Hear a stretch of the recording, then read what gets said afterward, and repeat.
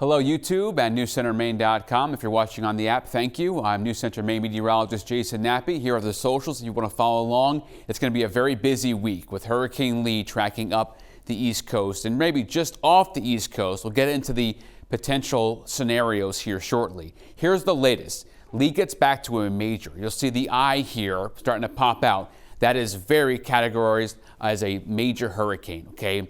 Now, it is north of Puerto Rico, and it turns to the north as expected. However, the U.S. mainland landfall, that's just not out of the cards right now. This storm has the potential, as the trend is to the west, for bigger impacts to the East Coast and also even could make a landfall on the East Coast. I'm not saying it's going to happen or it's guaranteed, still too far to say. Let's talk about what I know and what I don't know. What I know is indirect impacts are expected at the very least, and that means high surf and rip currents for almost the entire eastern seaboard. It is trending west, though, on the computer models, on the scenarios, on the spaghetti plots. And I'll talk about that in a second. So it still could be a hit. Can't rule out direct impacts from rain and wind, depending on where that storm track is. It is absolutely crucial right now what happens with the track of the storm. On the satellite picture, as I alluded to a few minutes ago, northeast of San Juan, here it is. Watch the eye popping there. And that's what you see with major hurricanes, a well-defined eye. The storm is really breathing very well. It's coming north, obviously, of the equator. The job of tropical systems, hurricanes, is to take that latent heat up to the poles or down to the South Pole if you're heading, obviously, in the southern hemisphere. And that's what this one's going to do. So it'll be a 3 right now, as of this recording on Sunday night, to a 4, maybe even get to a 5 briefly. The Hurricane Center official track has it west of this dot, that's Bermuda, Friday afternoon at 3 o'clock as a Cat 1. And you'd say, okay, well, it's going down, it's weakening. Well, here's the thing. Anytime you have a storm that gets to a 4 or a 5 and then comes down, the wind field will begin to expand with this storm as it continues to make that track. So let's talk about steering currents. We've got a high to the east.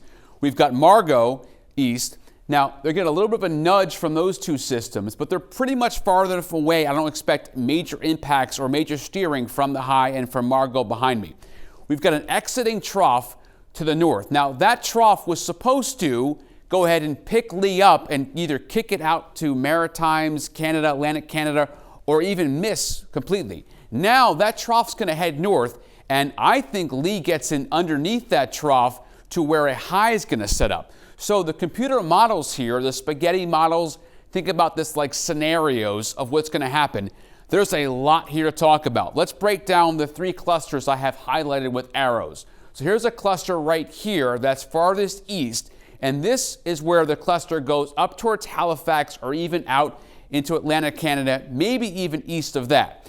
Cluster in the middle here, this one takes it right into Nova Scotia, very similar to last year around this time, if you remember Fiona, which devastated the Prince Edward Island area in Nova Scotia, and that would be somewhere around this track. There's also a cluster that gets it into the Gulf of Maine, and more of these spaghetti plots, these scenarios, over the past really 12 to 15 hours have taken it west into the Gulf of Maine. That's not guaranteed, but I am a little bit concerned seeing that track to the west.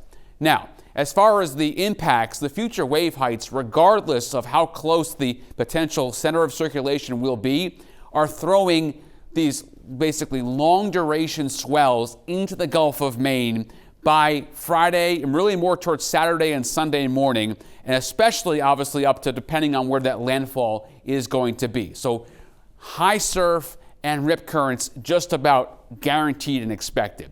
Here's what you need to know. Get everyone on the same page here. Friday through Sunday, if you're looking about if or when we get grazed or there's a landfall, it's going to be sometime in that time period. That's the latest I know right now. Wind, waves, and rain, that could be significant depending on how close you are to the center of circulation, especially if you're in the northeastern quadrant with a potential landfall. You want to have a plan in place. Watches and warnings are issued.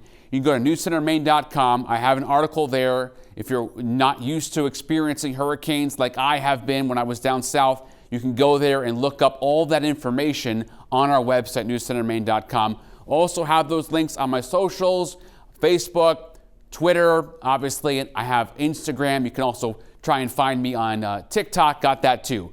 I thank you for watching and following. Really, though, stay tuned and really just keep aware of your situation. If watches or warnings are issued in the next couple of days for where you live, make sure that you are heeding those watches and warnings and checking back in frequently. Thank you and have a good day.